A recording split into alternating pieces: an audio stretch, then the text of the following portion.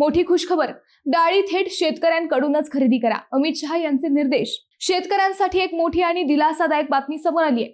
आता डाळी आणि तेलबियांची खरेदी थेट शेतकऱ्यांकडूनच केली जाणार असून मध्यस्थ आणि दलालांची भूमिका संपुष्टात आणण्याच्या दिशेने केंद्र सरकारने मोठे पाऊल उचलले. मंडळी, केंद्र सहकार मंत्री अमित शहा यांनी नाफेड आणि NCCF या संस्थांना स्पष्ट निर्देश दिले आहेत की डाळी आणि तेलबियांची खरेदी थेट शेतकऱ्यांकडूनच करण्यात यावी. यामध्ये कोणत्याही दलालांना किंवा मध्यस्थांना स्थान दिले जाणार नाही. शेतकरी आणि बाजारपेठ यांच्यामध्ये अनेक मध्यस्थ असतात. परिणामी हमीभावाचा पूर्ण लाभ शेतकऱ्यांपर्यंत पोहोचत नाही.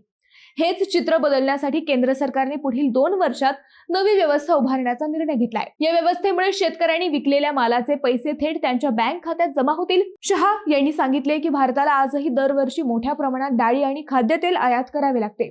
जर शेतकऱ्यांना योग्य दर आणि थेट बाजारपेठ मिळाली तर ते अधिक उत्पादन घेण्यासाठी प्रोत्साहित होतील. त्यामुळे देशाच्या आयातीवरील अवलंबित्वही कमी होईल.